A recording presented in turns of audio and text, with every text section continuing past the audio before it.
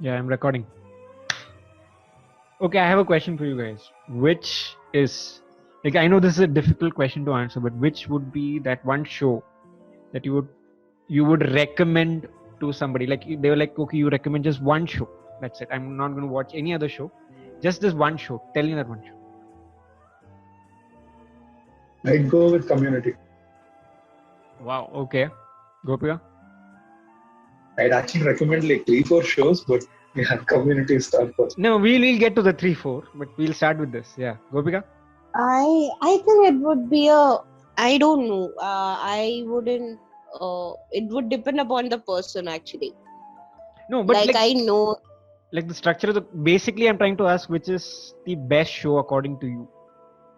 Right, the show that you Both the love the time. most. For me, it's a very like a layered answer because again, like I would recommend Criminal to like a person who is interested in that genre because uh you don't have to invest a lot of time into it. Right. It's just like 4 episodes of 45 minutes or 1 hour maybe. Right. Like it's just 3 hours, 4 hours, maybe one season is over. Hmm. But if you are like taking some other show, it requires a lot of emotional investment from your end, and like it's worth it Yeah. for some people. And like in that case, I don't know, I'm conflicted between like Brooklyn Nine-Nine or I would have recommended Friends a couple of years ago, Yeah. Yeah. Me too. but now I don't know. I will never recommend Friends because literally everyone on this Everybody has planet has watched seen it. it at least 10 times. Have, I know people who haven't actually. So even I I know know people somebody who who haven't. doesn't, who hasn't seen it, but they I would am be a Yeah. honestly one-off happy case. I for them. know that person is a one-off case. I know that. No, Yeah, what? and Yeah, like but they're not missing much, I guess. Hmm. Okay. Controversial, Controversial yes, but statement. a Controversial. controversial, it's a controversial as controversial fuck. statement. But But you know, I actually get it, like after revisiting it, I think the thing is, like when I it first hasn't watched aged well. Friends, It's as uh simple as that. No, I feel no, it I'll has tell you. aged really well. I will tell you what happened. It's that, like when I first watched Friends, that was the first American TV show I watched ever. And, Hmm. like it was so mind blowing for me at the time. But Hmm. then, like I started watching other things that introduced me to, like other topics, like, Right. the diversity of the stories they portray, like the whole way the character arcs, and also the like all the discussion that comes with toxic characters and how it's portrayed on big screen. Yeah. And like there is a more critical examination of Friends, Hmm. like it doesn't exactly pass the test. Yeah. Yeah. I mean, okay, So that time was different. That part, maybe a few things here and there, but I feel they yeah, so really, like, except for maybe not having a black character, main character, that was the biggest quote unquote flaw of Friends. That is what people say, that oh, okay, it hasn't aged well because of that there was no black character was main. But other than that, I don't it's see any flaw because they spoke about everything. They spoke about homosexual relationships. They've spoken about transsexuals. no, so Like I all will tell you, different spectrums have been tackled. they spoke about homosexual relationship, but the thing is, even when they speak about it, they make a lot of jokes at the expense of it. No, but the Yeah. that is because it has that arc to it as well. Like it starts with Chandler making jokes about his father, that his father wears a drop, whatever. Yeah, exactly. It All doesn't. that is fine, but there is an arc to Even it as when well. They eventually, these characters, first of all, these characters are unapologetic. They do not come in as a joke or a gag. They come in as they are supposed to be, like in real life. It's just the people around them are uncomfortable, and they show that. They show it in that way only. And every character has that. Like the whole lesbian thing as well. It starts off that my wife is lesbian. Oh, did you make her lesbian? Oh, all these things. But eventually, when they get married, when Susan and whatever Carol, Karen, Carol, yeah, yeah, they get Karen. married. When they finally get married, they every character in that room has finally accepted it, and they've learned, they've grown out of that. So I feel it's very unfair to say that Friends hasn't aged well, because for me, a lot of these things, exposure came through Friends, because I was like, okay, it's fine to have. If somebody's gay, it's fine. It's okay. It's not a big deal. Like that first thought occurred to me when I watched Friends. Right? Like if somebody But calls you gay, also also you don't have to be perpetuated. hurt about it.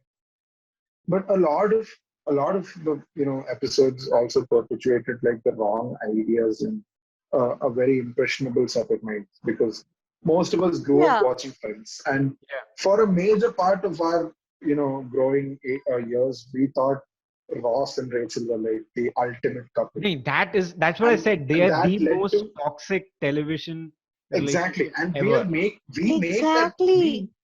we made that what conclusion in what the last 3 or 4 years. Yeah. Before that, a lot of us thought Ross and Rachel is like the epitome of a romantic relationship. I can't believe there are people who compare like Who Monica still compare? Monica Chandler. Chandler, They yeah, cannot, like, Monica Chandler relationship again, with Ross and Rachel. right? Nee, They can't. exactly. That is That's exactly what I'm trying to say. That What? again, Ross and Rachel were so bad, but they also had the good in it. They also had a Monica and Chandler. And like even then, Monica and Chandler are extremes, and you won't find a Monica Chandler, may or may not find a Monica and Chandler in your real life. But they also showed that there is hope with that character. They also showed that same thing with Phoebe and Mark, Mike. Mike, like Mike. right? Paul Rudd. So they also showed that in multiple relations over and over and over again. But the only toxic relationship is that of Ross and Rachel, and they're self-destructing continuously, and they pay for it every time they but do something. They but pay for that. that is the central part of Friends. Yeah, They yeah, placed it at the center. yeah, yeah. But they had to Everything elevate. else is at the periphery. That's the problem. Yeah, yeah. I mean, yeah, I agree with that. But then I don't know. I don't get the argument that okay, maybe it could be. Yeah, I mean, I wouldn't recommend Friends as the greatest series. That's a different thing. And most of their issues are like downright first world problems. Yeah. Come to Okay. think of it, Fair. like I mean, there's no real conflict other than the fact that Ross and Rachel are always, like having some problem with the other. Yeah, with each other, with respect to each other. Yeah, Yeah. with respect to each other. Other than that, there's nothing that you can really feel passionate about. No, Like, but for then. instance, the fact that Joey is so dumb, Hmm. it's used, continuously, consecutively as a running gag. But wouldn't you, as a friend, be genuinely concerned if your friend was someone who was like Joey? You'd be like, No, dude, but then you have here's a the thing. problem. The same thing. This is the same problem that happens with shows that blow up out of nowhere. Like the first season, Joey is actually not that dumb. He's actually a pretty smart guy. It's just that he is, I guess, more on the womanizer part. Like that part again. That again, if you look, Joey's womanizing behavior is just straight up creepy. But I don't know how they managed to write it into the story so well that you don't feel that. That It's element makes. actually like he is not even a womanizer in the beginning of the show. He is Yeah, just like a this thing, good with the ladies kind of a guy. yeah. Smooth. That's a way, but like there is this whole point where like He sleeps Rose and around you. Yeah. Rachel are if you think about it, Joey has been one of the well-behaved people in that cast, because Yeah. like it was Chandler and Ross who cheated on Joey with their girlfriend, with his girlfriends. Nee, Ross never cheated, no. Yeah, Mhm. Ross did. That whole They were on a Charlie break. kind of person. Remember? Oh, They Charlie. were on a Yeah. Okay. break. Yeah. Nee, No, no, that no, is no, a. no, not that one. The part where he kisses Joey's girlfriend Yeah. No, I got season it. 9 or Yeah. something. Charlie. Yeah, Yeah. Fair enough. but then Right. yeah, and he is portrayed as this guy with like a very shaky moral base. Nee, because the things that he like, if you're not Joey's friend, you're most likely to be ignored and had sex with. That's the conclusion of it. Like if you're a woman and you don't know Joey, like Joey doesn't know you that well, the most likely thing that is supposed to happen to you is that he is not going to call you. So that became like a, again, like I shouldn't say that became a repetitive trope. Like that thing, I really don't. I don't know. Maybe I don't know. I don't know. I mean, I am glad that they didn't put Joey in with Phoebe, but then I thought maybe something could have happened with someone else, that he at least there is There was an some entire balance. spin-off. There Yeah, was an that entire didn't work spin-off because with of just this. Joey. That didn't It work didn't work. because of this, because he was a womanizer even in that series. But then it just became creepy. They in that. set him up. They set him up to be a dumb fuck. That when he got his own show, like they couldn't Do anything. They couldn't like survive with just those things. So Yeah. when they gave him Yeah. like a human side, it didn't work. Yeah. There is a whole show when where Joey Matt finally LeBlanc settled is, down, where Matt LeBlanc is episodes. himself. Episodes. Yeah, I think. Yeah. Episodes. Yeah, I haven't seen that. Yeah, Like I haven't this seen like the whole British thing. couple I saw the come. first one. This British couple come to the US to like Hollywood, yeah, and they remake try to make a very series. famous British show. Yeah, Okay. they're remaking a very famous British show with Joey. Matt LeBlanc as the lead. Yeah. Okay. That's the whole premise. Okay. No, again, coming back to like the series that you would recommend. Gopika. Gopika? No, I'm still here. Gopika said Criminal. Yeah. Yeah, I did say Criminal. Yeah. Okay. Or else Brooklyn Nine-Nine. What is your thought on Masters of None, Aziz Ansari? Oh, good. Now that you brought it up. It's a weird show, but works. I love it. I love that It's show. a very, I will tell you, it's a very untethered show. Yeah. In the way that it works also in favor as well as it against it, kind of, I felt. No, I mean, I was really hooked to the show. Like, even in the second show, they just went completely. Like, the first show was sort of establishing everything, like his relationship. So there was some storyline to follow, there was some plot to follow. But in the second season, he just completely switches it to a complete different arc altogether. Like, there's one episode which is not dealing with them at all. It's just about people in New York. And there is nobody. Like the Nigerian immigrants who go to see that movie, right? Right. Yeah. That's like a good bottle episodes where the central characters are not even there. Not even there. And exploring other things. Yeah. I really like in the second, if you've seen that series, in the second season, there is one, I think Francesca or something, that character's name is. And like there is the whole romantic element to it. Yeah, great. But then they add that wanting to it. So you're like, oh God, okay, well, will they not? And then I still remember, like they did some really unconventional things. Like there's a scene in it where that girl, it's a continuous shot. So they sit in the car, the two of them talk to each other, and then she gets off the car. And then this episode carries on for 2 minutes with Aziz Ansari just sitting in the car regretting. And you're with him in that space, and you relate to that because you have done that. You've done that thing where you were supposed to do something but you didn't and you missed out. And now you're just sitting in your car regretting. You're like, oh fuck, I could have done that. That moment was captured, and I really love these small unconventional things that they did. And I felt like that was something that none of the series are doing. Like they are following a very strict pattern of things, which this that's series the best just part doesn't. about the shows that that's available on these streaming platforms, because they can draw it out as much as they want. So that gives these characters some believability. And unlike the other shows, right, the ones like The Office and all these things, it's like written such that it has to fit within like a 22-minute span. Yeah. Every episode can only have that much mileage.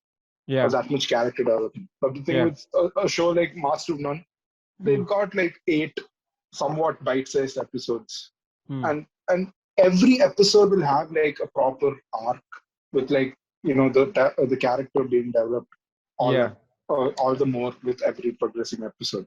Especially in the case of the first season, had like some really amazing plot points and some really good writing. Like for instance, after all that, when he's sitting in the flight like to go to Italy, I was like, that's something I do. Like for an entire year after Master of None season 1, I wanted to go to Italy and make pasta.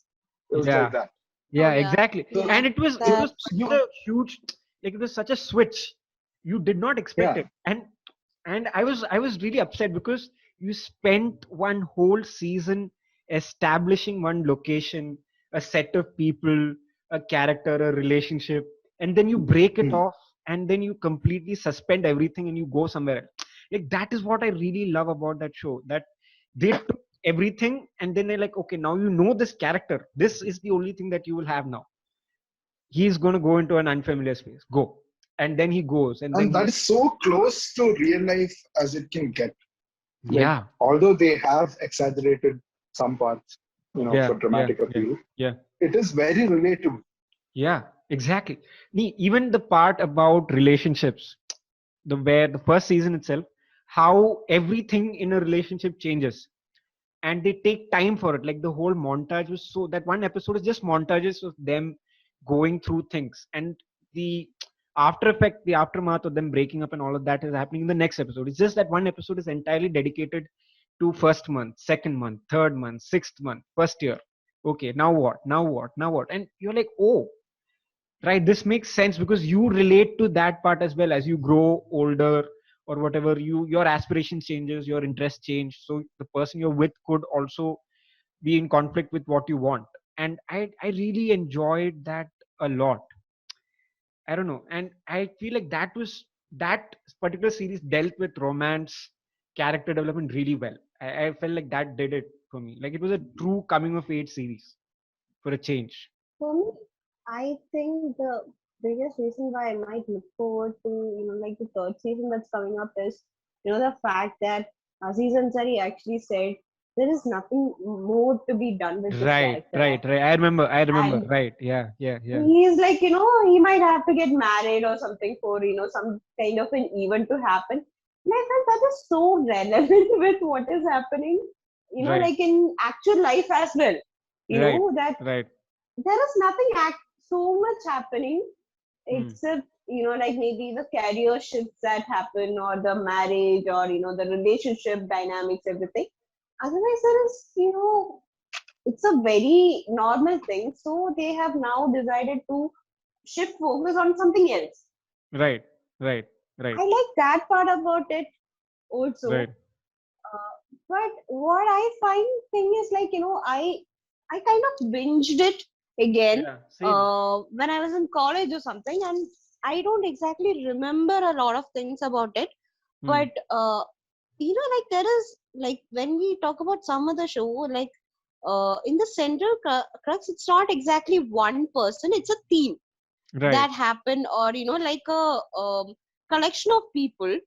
Okay, Ensemble. there is some sort of a there's some sort of a confinement or a Right, restraint on that, right, and right. this is one show where that doesn't exist. Exactly. Right. And that, So okay. it works in favor of that Hmm. also. But sometimes I just want, maybe it's because we are like I'm so like comfortable with the conventional style. I'm like, Hmm. my the whole liking has been, trained to that thing. Right. Sometimes I feel like, okay, fine, I watched it. Okay, this is great, great, great. Like individually, yes, but it doesn't bring me to get the to like one central point or like Okay. that confinement actually. Right. I mean, there is no conclusion to anything in that sense. Yeah. Everything. Yeah. I mean, I feel that too. But then I feel like he does that in mini arcs. Like throughout the season, he will have that one thing that will start and then it will end. And then Hmm. that's it. That was it. He didn't have much to say after that. So that doesn't recur until after some point. Like, whatever. Even Francisca, for example, she is in his life for. Oh, there is another series. I have you seen the series Easy? Easy. No. Okay, so it's a again, it is if you didn't like Masters of None because of the not like dislike it, but I meant if you found the confinement part as a flaw in Masters of None, this series has a very weird thing. Like it's a series written, it's a mumblecore series. So Oh, okay, okay. right, so it's a mumblecore. I think it's Joe written by Slonberg. Oh, yeah, yeah, okay, yeah, okay. that guy, right? So, So he writes He is stories. known for mumblecore. Yeah, so he writes this. These are like these small snippet stories based in Chicago, and you revisit these characters. Like each episode is for one character. So first story is about a couple who are looking for an open marriage, and then you visit them again in the second season, as they are exploring open marriage, and then the third season is about the aftermath of that. Like every episode has this thing, right? Every episode you will have one character, like a couple, a guy and a friend who are trying to start a brewery, and like these different stories, and they're not confined in any way. There is no conclusion, there is no it's just you're watching their life for a few minutes and then you go away. You're watching somebody's life for a few minutes and then you go away. And it was really fun because every character has something that is taboo about, like for example, open sex marriage. Then you had interracial marriage, and then there was a lesbian relationship, and they were dealing with it as though it was a very normal thing. Like that is not the core central attention of the story. The central attention of the story is something else altogether. Like this is just a part of that story, and I really like that because it's high time we tell stories like that. Like every film which is about homosexuals or about anything which the society considers to be taboo is supposed to be pushing the boundary. That is the main aim, right? They are not talking about, okay, how is it to be in a gay relationship. Nobody is talking about that. Everybody is like, oh, gay relationship is so beautiful and it's so normal, people should be normal about it, but they are not treating it normally. And I really enjoyed that part about both these series, Masters of None as well as Easy, that they dealt with these kind of things in a very matter of fact tone. Like it is established in the opening first shot itself that they are in a lesbian relationship, and that's it. Thereafter, it is not, you're not dealing with these people as though they're lesbians, you're dealing with them as though they're people, they're characters. And I really enjoyed that about both these series. I should check out Easy. Easy is good. I think It's again, I don't know how they hook you to it. It could be that they went back to the character one season later, so maybe that was what hooked me to it. But I really enjoyed watching it because I was like, okay, once that first episode got over, I was like, okay, this is pretty much concluded, this is over. But then again, the same thing happened in the second season, and I was like, now I was waiting for the third season so that I can see what happens to the character. Again, in the third season, they leave you at a like a cliffhanger of sorts. Not a cliffhanger, but at an empty space. There is no conclusion. And I still think about that episode even now to a great extent. Like, okay, so this is what open marriages would be like. Like I still think about it to a great extent. And yeah, okay, another series that I would very strongly recommend to anybody, but again, it would depend on the person, is Mindhunter. I think that by far is the best crime series that I've seen so far. Have you guys seen? I've been putting it off. I've been putting it off forever.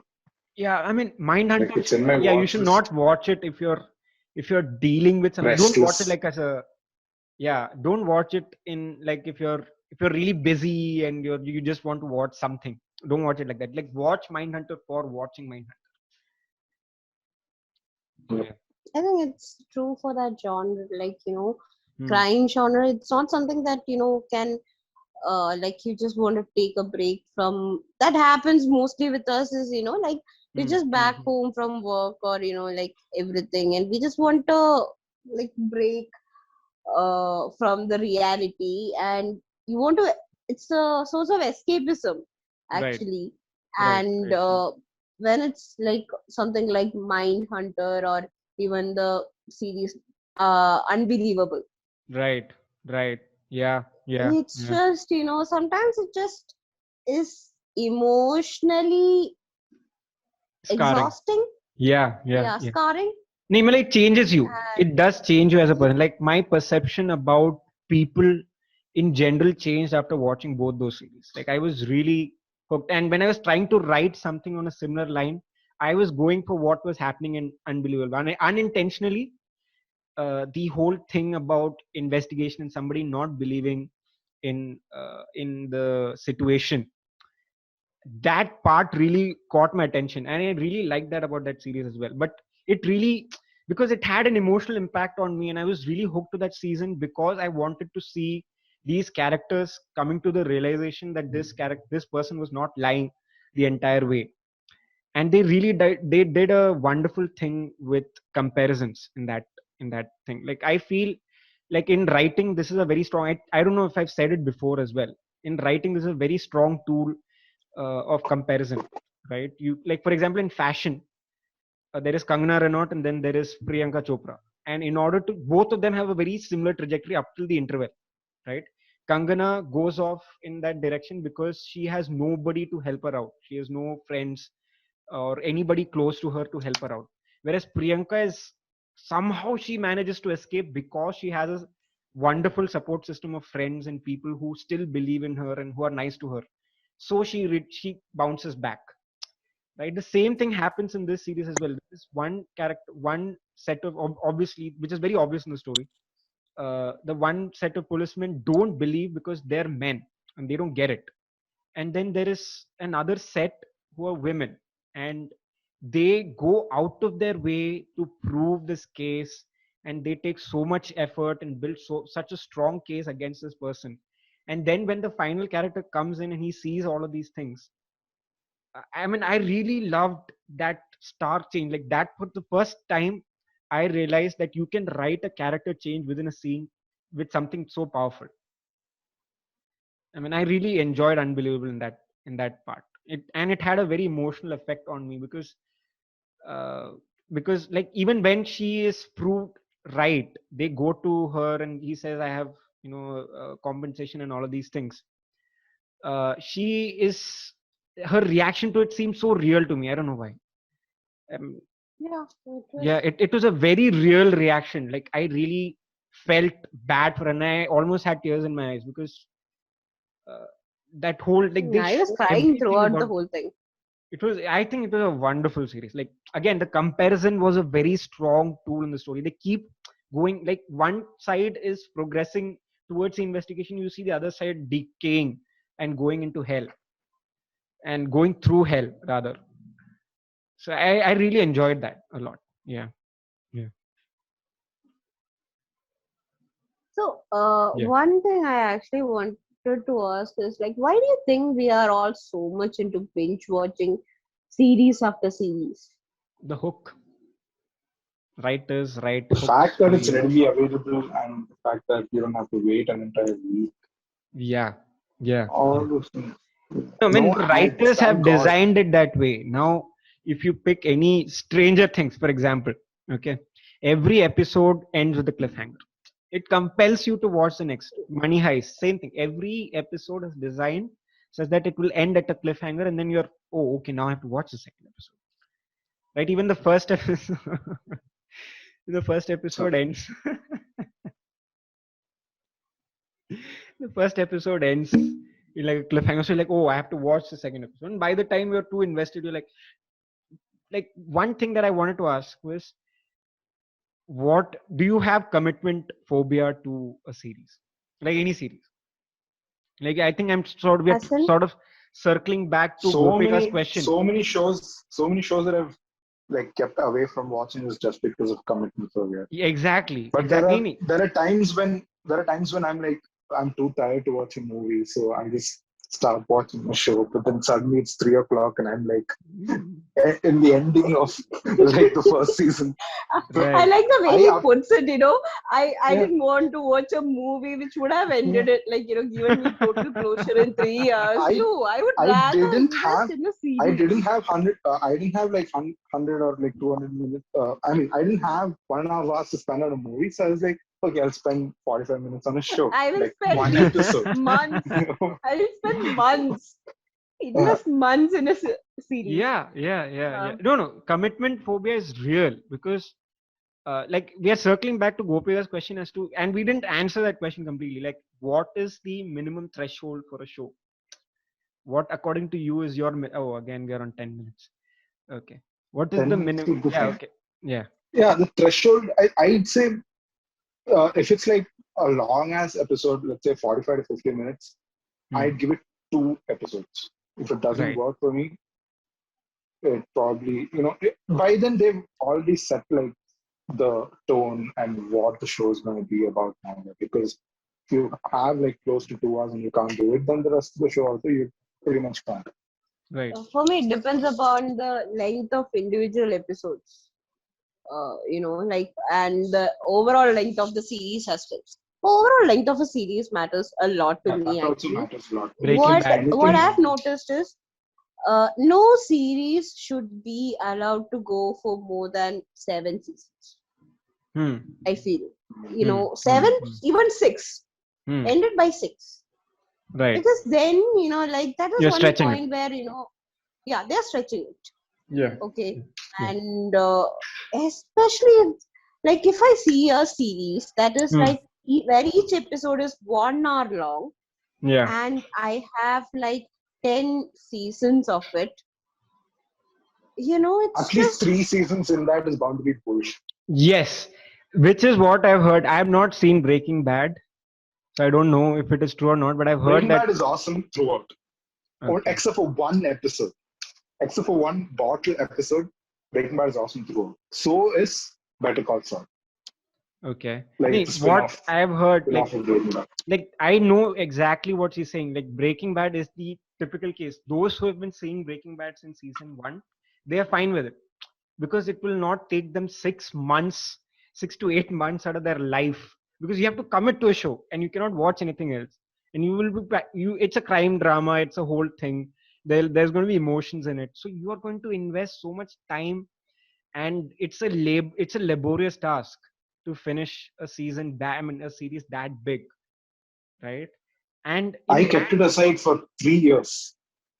And right. then when I finally started watching it, I was like, what is wrong with you? Why did you wait this long? It was like that. No, I get it. Now, I'm I'm still not questioning that. procrastinating on it. I'm not exactly. That's the thing. I am also procrastinating on it because I don't want to spend. And I've heard, like, here's the thing. What they do is they know how it's going to end, but they're like, no, we are at the peak right now. Let it fade. Then we'll close it. And because when you fade and then you close, you hit a high again, right? So they don't, because they're like, okay, still we have not reached the crescendo, or we have not reached the peak. We're still going to push it further, and then they push and then they stretch, and then okay, now okay, fine, it's time that this and this happens, and they end it.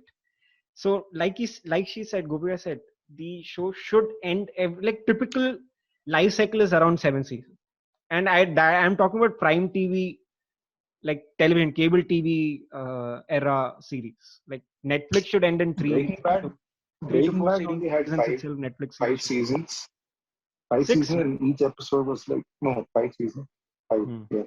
Yeah, And each episode 45 was like minutes. 45 minutes. Yeah, that is But the like thing with is, breaks you so can much have 1 hour. happens. So much happens in those 45 minutes. And every episode, Hmm. like something major happens, except for this one episode where there's a flight. Hmm. But other than that, every episode is like edge of the seat thrilling, and you're like waiting for it. And About thankfully, the edge of the seat thrillers, like, do you Hmm. feel like it becomes very exhaustive for the viewers as well? it Yeah. does, yes. Like to Sometimes when you're to binging, you hold need like a so week's Yeah. break much in of between seasons. Yeah, right. Even Game of Thrones has yeah. the same thing, right? Game of Thrones, Sherlock, for me, like Sherlock was too small, too short, too sweet. And thing is, it's with not too short. the Each biggest, episodes were long, but like as they a were like a cinema, right? overall it was short. Yeah, they Yeah, were like a yeah, cinema, but packed with a lot of information that is thrown at you, and right. the number of words per minute in the conversations were so high. Yeah, yeah, But yeah, I yeah, cannot watch the show I without had subtitles. yeah, yeah. no with subtitles. I had to pause it, finish reading the whole thing. I had to go for subtitles. I had to go frame by frame. Right, right.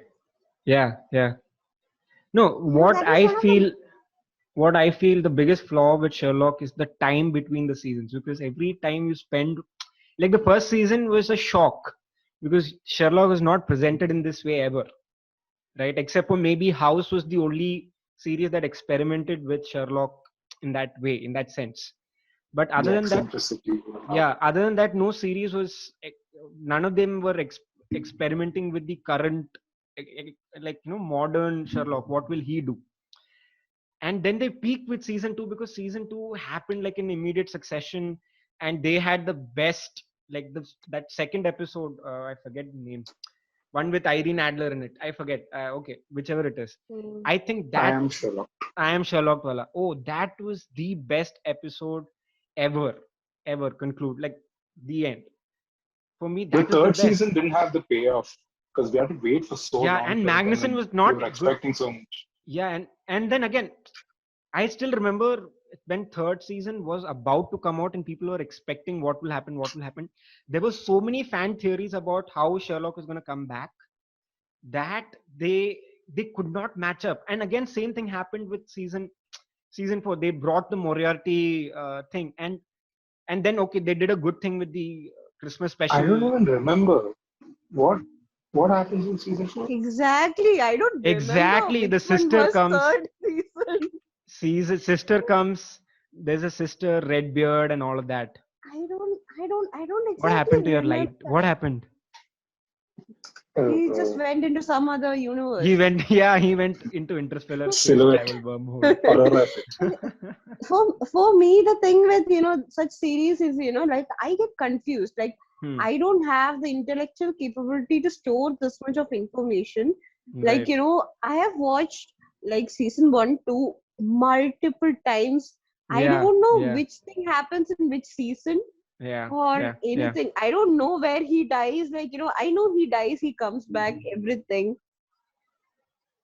It's just so much of information. Like Right, you right. need to kind of consider the average human intellectual level before like Right. making it so And complicated. every right, exactly. And that's the same thing.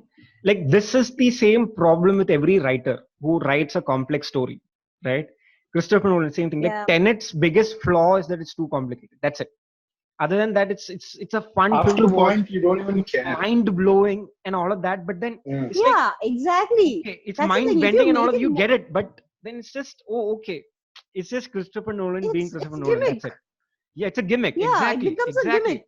It becomes a gimmick. That's No, where but the thing with Nolan is it's backed by so much technicality. Logic. But then Yeah. it's just What that is for the for point? the layman, we don't bother. We're just looking to What be is the entertained. But point exactly? So the thing he is tries like to like if No, you even with don't Sherlock, that have is the that biggest. person, No, the Sherlock part, the biggest crutch in the fourth season was that they had to go so out of the way because everything has become predictable.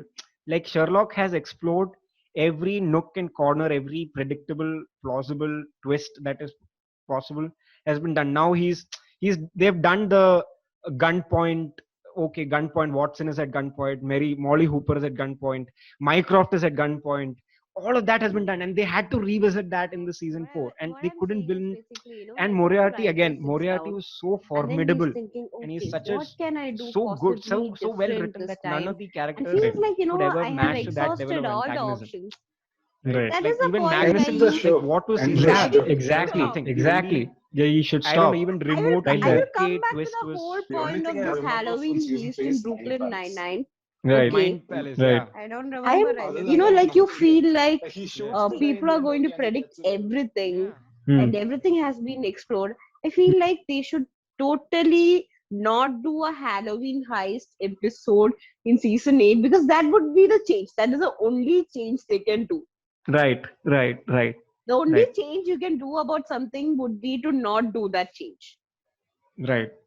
I'm pretty sure there's going to be a Halloween heist in a totally different setting because I'm guessing they'll all quit their jobs and not be cops and just become normal civilians or like start a detective agency or something. But No, I don't. That's a See, very that good fan it's the theory. last. See, that would be It a is- contrast. That would be a complete flip on their character itself because they all want to be Yeah, cops. characters. All of Yeah. them are so much dedicated towards their job. So Yeah, I it could don't be think, like yeah. it could be like a stark contrast. Something very tragic has to happen for that to change. Like something You very can't tragic. have. Okay, it's rumored to be the last season. Like it's the last season ever was Brooklyn Nine-Nine. Right. So you Right. can't Okay. have a season without the Halloween heist because it's been there for all the other seasons. And Yeah, if it's the correct. last season, you don't have a Exactly. Halloween heist. Maybe Meaning they what are I'm- winding up the whole. Thing. Right.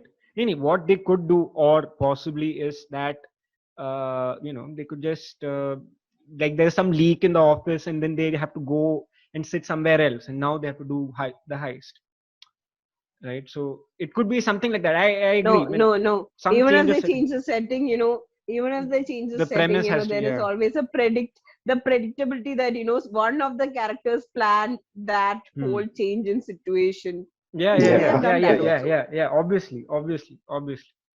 No, I mean that I That's don't know. It's a challenge. The point is, it's a challenge.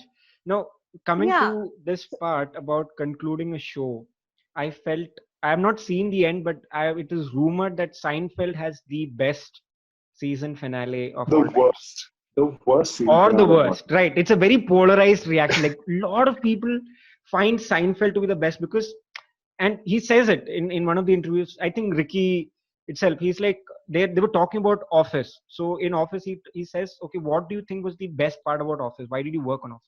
And Ricky was like, yeah, okay, so what I really enjoyed about Office was that this character is looking at the camera and he's saying something, and then the complete opposite happens immediately, right? So that is what is the comic, that is the comedy part of it. And then Ricky immediately asked him, why did you stop Seinfeld? If you enjoyed so much, if you loved writing Seinfeld so much, why did you stop? And he's like, I didn't have anything else to say. Same is the case with Aziz Ansari in Masters of None. He's like, I don't have anything else to say, then what do I say? Right? So I feel if you stop at that point, like that, like Seinfeld ends in that way, and I mean, I've heard the ending, I've not seen it. So I don't know how disappointing it is. I don't have an opinion of my own, but See, it's not as polarizing as the How I Met Your Mother ending, because Seinfeld, at the crux of it, is a show about nothing. So every Yeah. episode, makes they just sense. keep It makes talking sense and to it's end it just like that. jokes after joke. Yeah. Yeah. But the thing is, you don't realize that the show is ending. First Right. Right. And the thing with Seinfeld, especially, and the last episode, it just comes out of nowhere. Some shit happens, and then I mean, I don't want to spoil it, but like the worst possible ending for a show is like my top two is How I Met Your Mother and Seinfeld. Okay, so No, I've heard other people, like comedians, talk about it in the opposite way. Like that is their favorite ending. Like that is how they want to end the no, show. he ended the show on a high, but the last episode could have been so much better, is what I'm saying. He was given like so many millions of dollars. He was offered several $million to like bring a 10th season, but he declined it because he said the show has reached its saturation point and there's nothing more you can do. Yes. Right. Exactly. But like when you're sitting, like at the end of your binge or whatever, you're sitting to watch the last episode of Seinfeld, you're like, okay, how bad can it be? And then in the end, you end up like gagging. Like, what the fuck? Why the hell would they end the show? Okay. Now Ashwin, what? talking I'll about tell you what. I'll worst- tell you what, Ashwin. We'll commit to this. No, I'll commit guys. to this. No. I'll commit to Seinfeld watching. I'm at season 6. So I'll commit to it. Okay. I'll finish it. And then we'll come back to Okay. this podcast and we'll discuss the end. Like we'll make that one episode about that. Okay, fine. Ashwin, Vinu, like speaking of bad endings, how come you didn't mention Game of Thrones? I still haven't seen Game of Thrones. Lucky guy. Like, I do not regret not watching Game of Thrones when I was a big deal, because the way it ended, the way it left all you fans. Yeah. Yeah. And I'll tell you what, again, same thing, like we were talking about Breaking Bad, we were talking about, like, it is what you mentioned about Breaking Bad is exactly what I felt about Game of Thrones. Like there was so much happening, it was edge of the seat, but it took I remember it being a semester, I think S4 or S5, one of these semesters. It just took my whole time. Like at the back of my head, I know that I'm only at season 3 or season 4. I have bunked classes. Just think about all the stuff you gave up. Yeah. Think about all the stuff you gave up for it to end like that. Classes. Pain.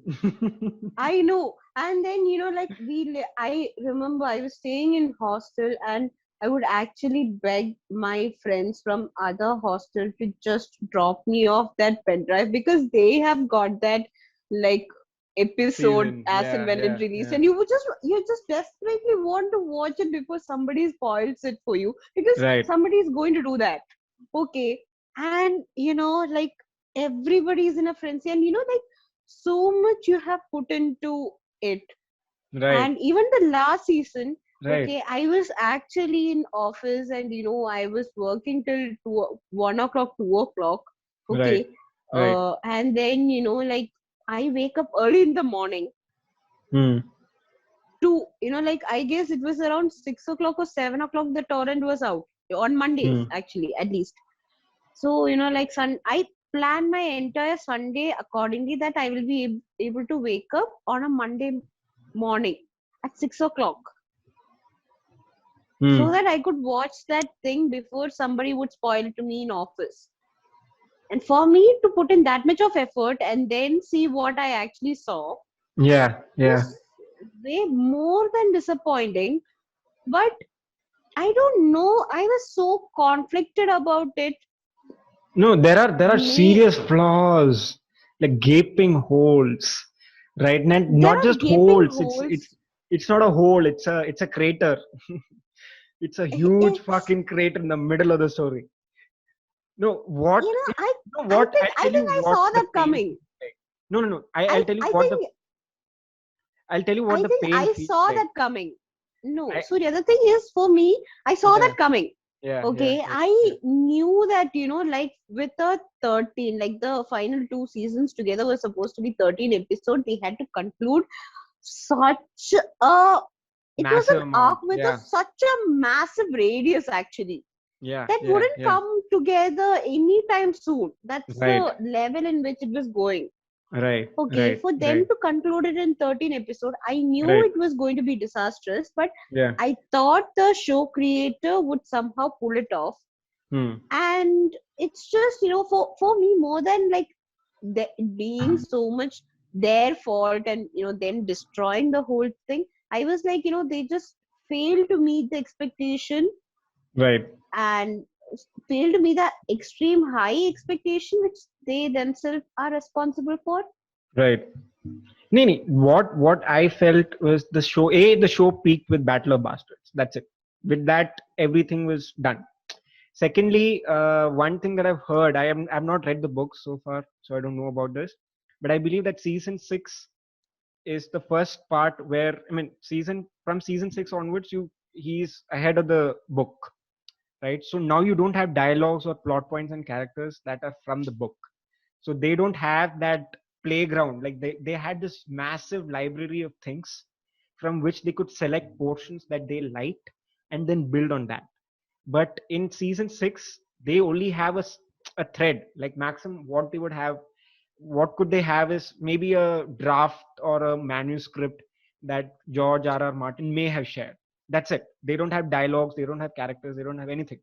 So now they're working on threads that George R.R. Martin has given them, and that's it, right? So now they have to build characters of their own, they have to do things on their own, they have to give conclusions on their own, they have to, like, these are things that George R.R. Martin himself has not realized how to move one character from one spot to the next, so on and so forth. So I think that is where they really lost the plot. And the third thing is they got tired, because making Game of Thrones is not easy, right? They have to find locations all over the world, they have to go and shoot all over the world. It must have gotten really expensive for them to have, like, they were like, yeah, season 6 and 7 we are concluding it, that's it, I'm done with the show, I'm done with everything related to the show, I'm done. And I guess that is what really, really went wrong with Game of Thrones. And you know what Game of Thrones felt like? It felt like that relationship that you were committed to for a long time, and then they just break up like that.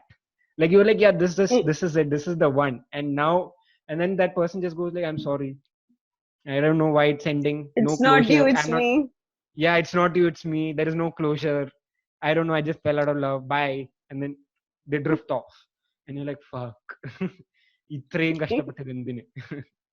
Why? Why the pain? Like that, I'm never getting S5 back. I'm never getting S5 back. I just, Not watching Game of Thrones is probably one of the best decisions I've ever no, I made in mean, life. yeah, yeah, No, it's yeah, uh yeah. for I every agree. Just stay that way. Just no, stay happy that I way. would say no, but I disagree to that, actually. For what it was worth, like, Battle of Bastards was an epic episode. It was. And It was. like, Red Wedding also. There are Red Wedding. Yeah, that was heartbreaking one, but yeah. But Yeah. for I don't know. For some characters, I feel like it was totally worth it. Like Hmm. the point where Arya, that whole Hmm. character Hmm. Hmm. transforms. Even Sansa, how those Hmm. two characters kind of They progress and everything. right. What really hurts is because they built they were trying to build a universe there. So they were trying to bring in the whole religion part, the whole money part, economics part, everything.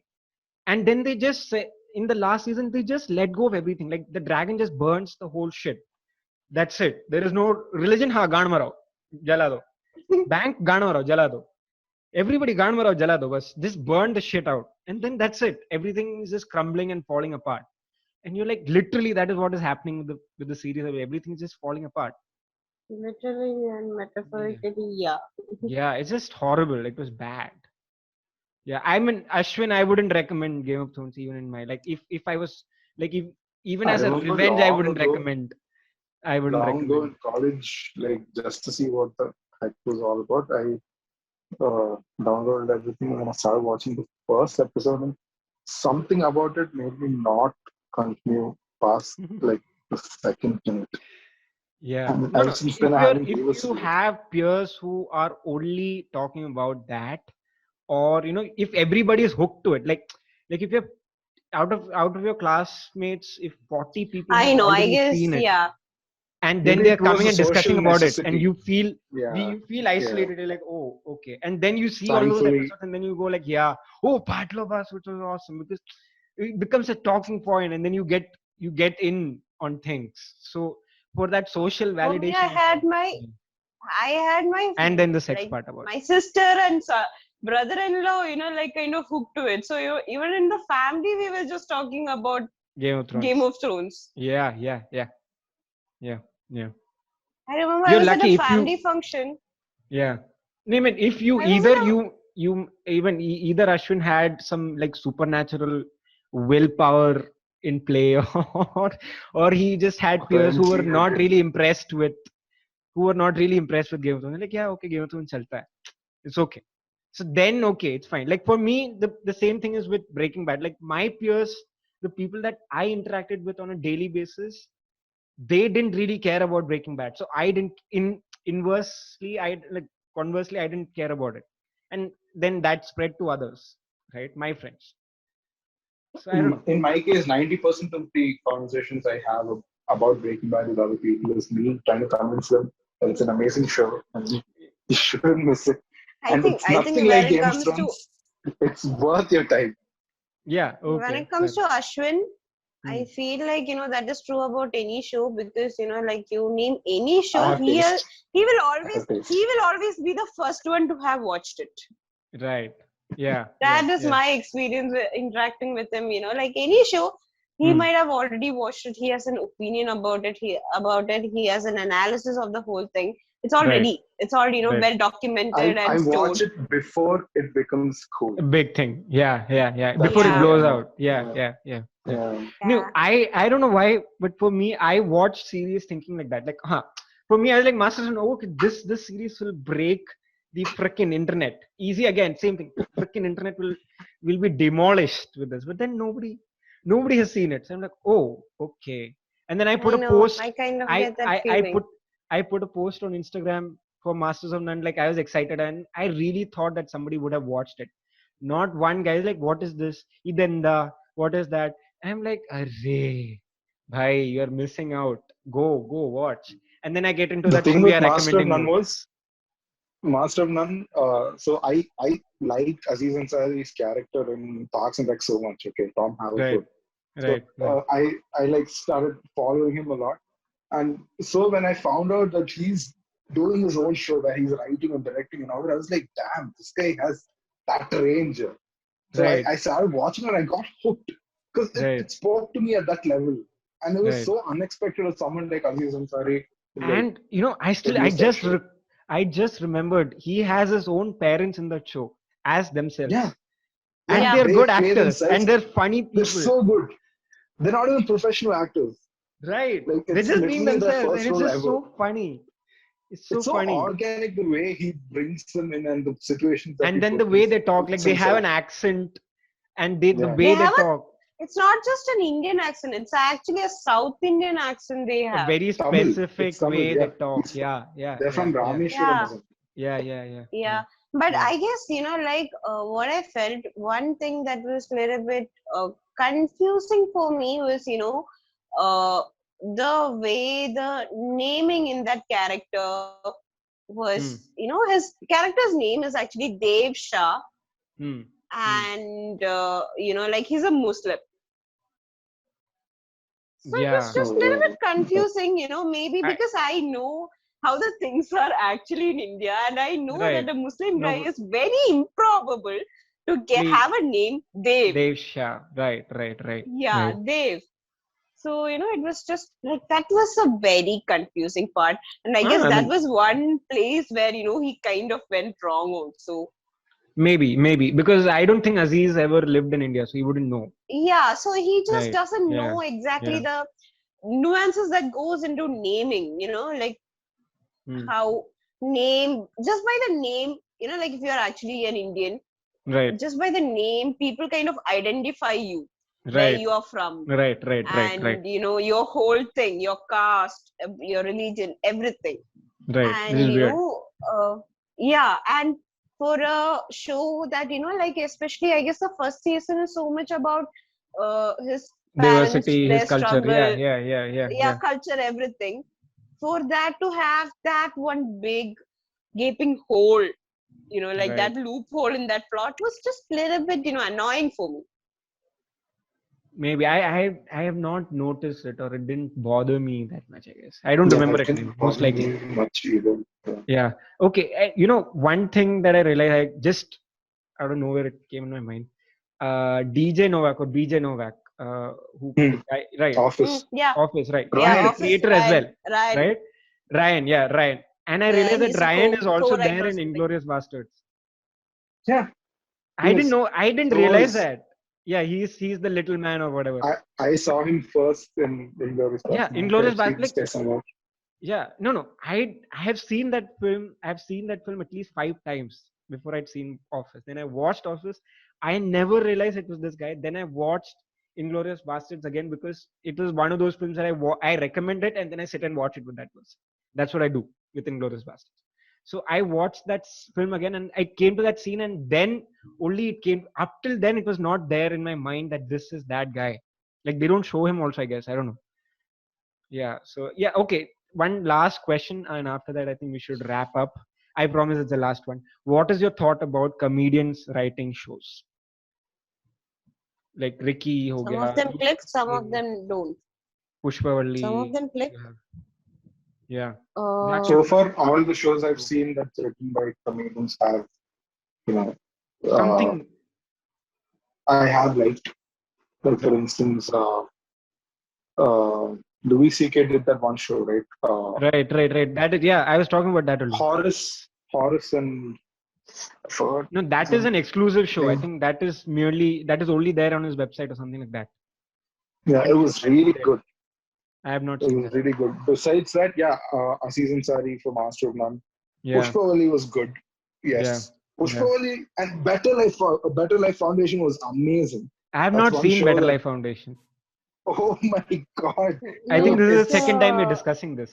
no, It is like I disagree. I disagree with Ashwin on Better Life Foundation. I felt they were trying too hard too hard, to but it imitate. was like the OG They show. were trying though. too hard to be To imitate The Office. Office, yes. But it was like And the OG it's show from like Indian creators that I was like, dude, mad respect for these people, especially Naveen Richard, Sumiki Suresh.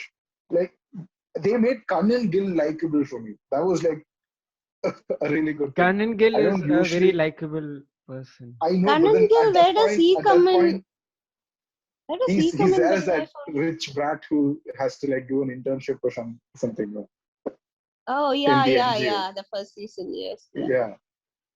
So I really like the Office format, and they didn't like completely rip it off. Like they brought the whole They mockumentary ripped setting. it off. No, they ripped it off. They That literally way, ripped so it many off. shows have so many shows have done mockumentary Yeah. comedy. Yeah, Yeah. but no, it wasn't exactly the mockumentary thing. It was about, like the characters, even it was like that.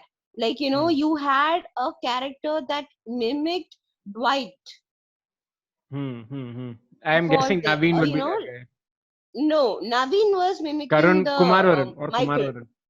Okay. Kumar No, no, Varun no, maybe. no. No, Not Kumar Kumar, Varun would be a that combination of Bengali guy. Creed. Forgot his name. Yeah, he was the reason why, it kind of No, but Broke. Oh, that AIB guy.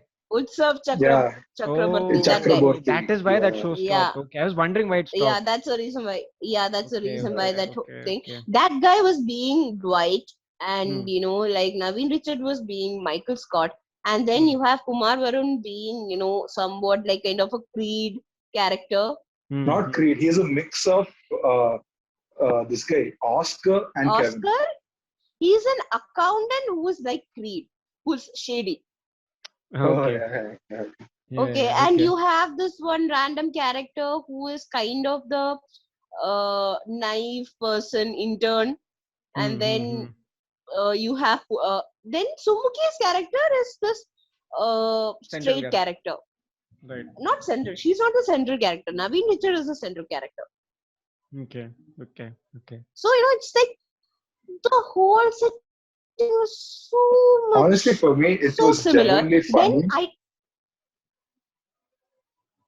and Yeah, for you were for me, saying this. I hadn't watched Office then, so I didn't understand how much. So I kind of enjoyed it, but it's You only enjoyed it. later I Okay. enjoyed it. It's only after I watched Office that I realized how much of a ripoff it was, and I kind of like went back on Regretted it. my opinion. Yeah. Okay. For Okay. me, the similarity ended with the format. That's it. Nothing else really like stood out. And I had seen The Office before. The thing is, yeah, maybe because it was closer to home, I liked it more than I probably should have. But yeah, I I liked really it a lot. feel like Naveen Richards is a very, very underrated comedian altogether. Right? Because I didn't like For Naveen me, Richards. I didn't like because like Uh, I Pushpavalli, found him I to be really so like over top. Pushpavalli because of his character. Right. Exactly. It's like again another character who doesn't have anything I don't. redeeming about I her. will tell you. She's just negative, negative, negative, negative all along. Yeah, and they don't empathize with her at all. At all, So right? They create her yeah, like she's literally a rat. they're not condoning her actions in Right. any And she's way, or shape, literally or a form. rat in the second season. She is a rat. She is portrayed as a rat. I mean, Yeah. yeah, okay, anyway. Carry on. Yeah, you were saying something. Go please. But I'll tell. I'm not going into whole like Naveen Richard kind of a thing, but I like Pushpavali a lot. Because I kind of feel like it has some kind of a uniqueness to it that is so much very in accordance with like Sumukhi Suresh also as a comedian. Like if you take her stand up also, it's like very similar. She has this like kind of a rant Insecurity. sort of yeah, Right, everything. yeah, So yeah, yeah. that's her style, and it's in coherence with that. Right. And But like coming back to this whole like comedians writing, I feel like it depends upon what they choose to write about also, because I don't know, when I watched Lakho Mein Ek by Biswa, was a little bit like inconvinced by like it's just didn't click with me. right. Even I think one other You Kenny's show is also there, right? On Die yeah, Trying. Die Trying, I I liked never it. watched it. I kind of didn't like really get It wasn't excited with that the great. trailer itself. It wasn't that great, but I mean, it does not compare to BLF or Pushpavali. But in isolation, when you see it, yeah, it was good. It had like decent writing. It had good jokes. It had like a bunch of familiar faces and all that. For the callback value, yes, Die Trying was good, and some aspects of it was good again. And that guy from the White Tiger who got nominated for the BAFTA. Right. Yeah, I don't know his name. No. He was in it. So Oh, I was like, oh, this guy, I've seen Yeah. him somewhere. right, Uh, right. like when I saw the White Tiger trailer, I was like, I've seen this guy somewhere, and it was from Dietram. And I actually sort of liked him in that also. Right. No, like what I really enjoyed is like if you look at all our conversations, right? We mostly spoke about comedy series, and all these series, the common element is that the ones that really shook or changed the mold were comedy series written by comedians, stand-up comedians, because that is what is expected of them, and that is what they do. Like you give us a screen space to a comedian just so that he can come and show something crazy, right? I feel like that is why these shows have such a rewatchable, like, because they're so different from the norm. You're But like, I will okay, I like will that tell is. you a difference. Hmm, See, the thing is, when we are talking about the comedy space in India, right. and like the now most of the well-known comedians, Hmm, they're kind of very much derivative, like of the American comedy space, right, right, right, right, and it kind of works right now because they are kind of the first generation comics. right. Like, if you talk about all these big names right now, they Hmm. are the ones who kind of Started introduced around. this whole Yeah, space, yeah, yeah, yeah, started it off.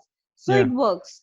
Right. And also it happened during a time when, like, you had access to content, but not this much of an access. Hmm, hmm, hmm. So, like it worked then. But, like as time goes, Hmm. uh, how that sellability, like how much it can sell will reduce. Unless, like the Indian space comes with some kind of a uniqueness to it. Hmm. Hmm. I I think, believe I believe Kannan is writing something, and then it got rejected by all the networks, saying that it is too Oh, too too unorthodox. Kannan Gill. That is what I heard it in was like too his. unorthodox. Yeah, What was he writing? he was writing a series. He wrote a series. He wrote a show. He went to Amazon. He went to Netflix. He went to, I think, 2 3 others.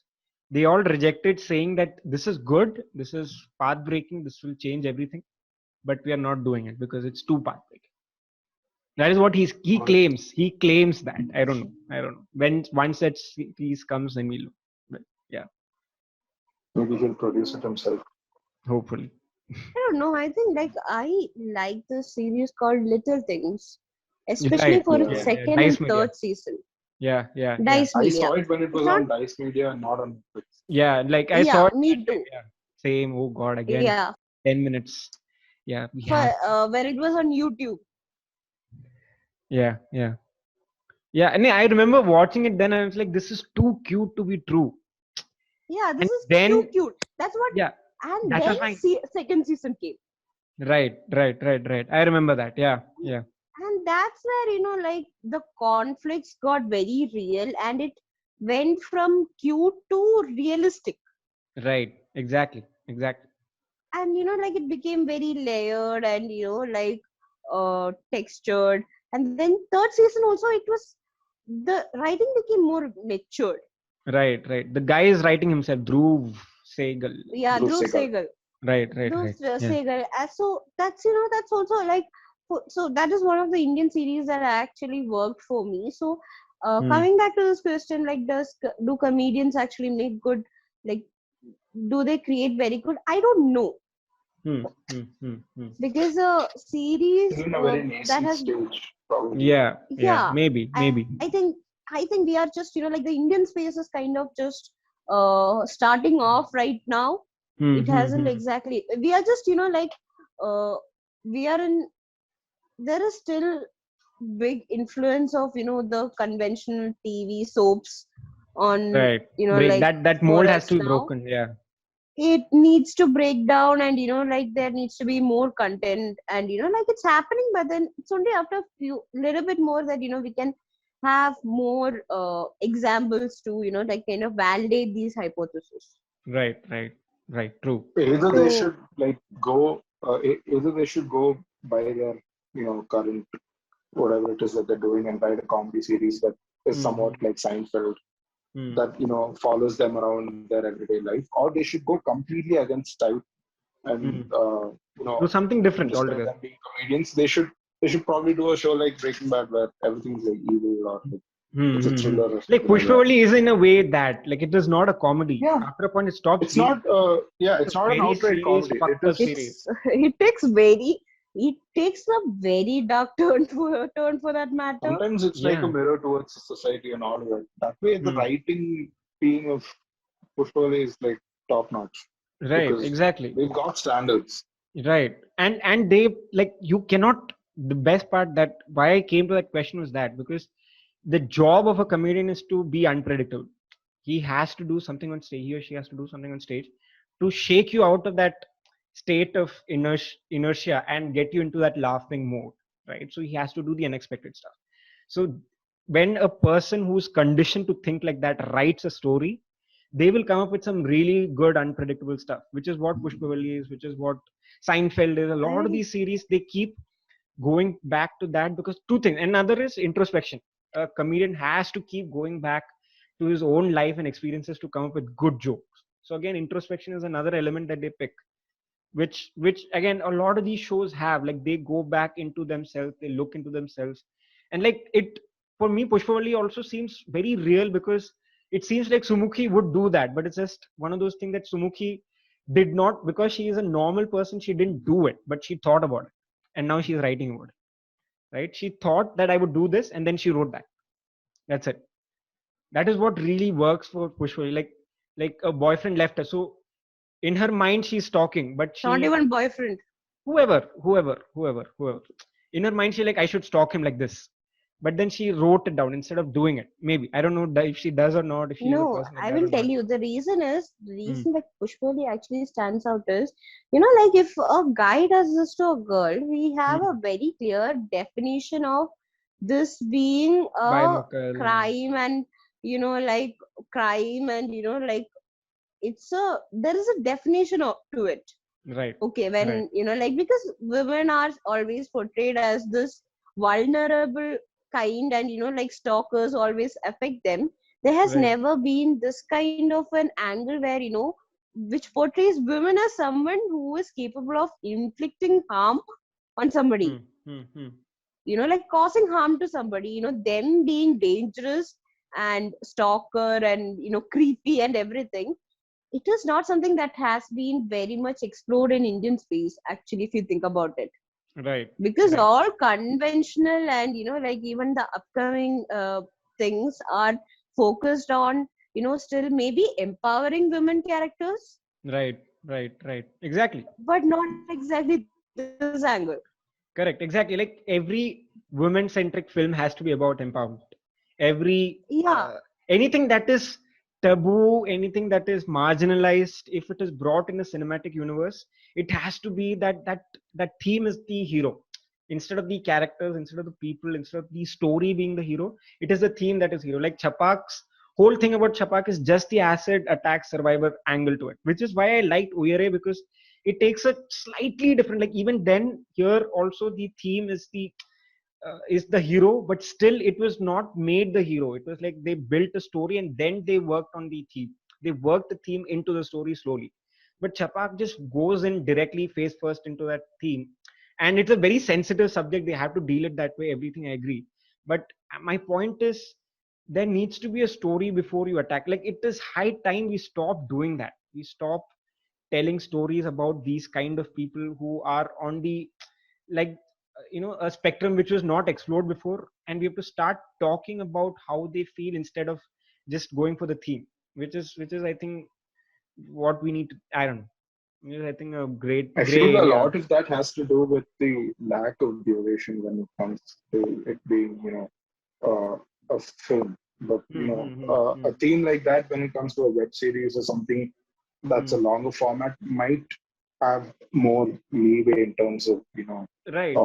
how much it can Right. breathe, given that each episode can be like an hour long, and then you can have like 8 to 10 episodes. So it'll have more time to like set up stuff. So yeah, content like that would really work in a web series. I think also a lot of television, like web series and all in the Indian circle, I feel like they are trying too hard to be funny. Right. so that they just increase their celebrity, like that, appeal to the a wider crowd. They're just Hmm. trying to be funny, because most of these web series just come out on YouTube, Right. and they don't exactly have much of a financial backing to take that experimental route also. So that is very different from, that kind of might be a hindrance to them trying something like totally new, and Right. not trying too much to be funny either. Right. But if there is any time of experimenting, it is now, because Netflix, Amazon, all these Hotstar, all these people, they're investing money in anything. Like कुछ भी चल जाएगा अभी लोग, everybody's watching, so you can try something offbeat as well. And they're investing money in this kind. So anything that has to come as experimental has to happen now, like in these few years. Other after that, once these networks, once networks like Amazon, Netflix, once these guys gain the true monopoly, that's it. Thereafter, they're not going to do any kind of experiments. That's the end, right? So if any They good, don't know. That depends on what is like the next thing that is going to happen no, also. because Because the now we next know generation OTT of is people, the right? now we know OTT is the thing right now, but Hmm. like 2-3 years down the lane, it might be a totally different thing. Right. No, We what don't know I'm what trying to it say is now. is, if you pick the shows, television shows, Indian television serials from the 90s, particularly Hindi ones, they used to be very offbeat because that was the space where, like, if you're not making films, you could make, that was the breakaway point. That was the place where people were investing money, and people who are not making films, because television was not a lot of money. So people who were not making films, but they were passionate about writing stories and making stories, went to television, right? But when the television, people got used to television and everybody settled with television, and then television gained monopoly, that ended and people stopped experimenting, and now you know what happened with that. So the same thing could happen with Netflix. And I think with that we'll have to conclude, because this is the last 1 minute of this. So it's been a wonderful podcast. I'm really sorry for abruptly ending, because we have a lot to talk about, and hopefully we Oh, carry on. no, I think uh, of all things, we should be apologizing for this duration. We just oh, talked no. about, seasons It's the like, having I to need to stop. conclude. I Like need to conclude. in It will that end now. Arey, see. meeting will end now, Baba. Record it Okay, bye. separately. Time Bye. out. Okay. Okay. Bye, Ashwin. Bye, Yeah, bye Bhumika. guys. Bye, guys. Good night. Bye. We'll see you soon. We should do this every week. Okay. Bye bye. See ya. Bye. Bye. We say this at the end of every episode.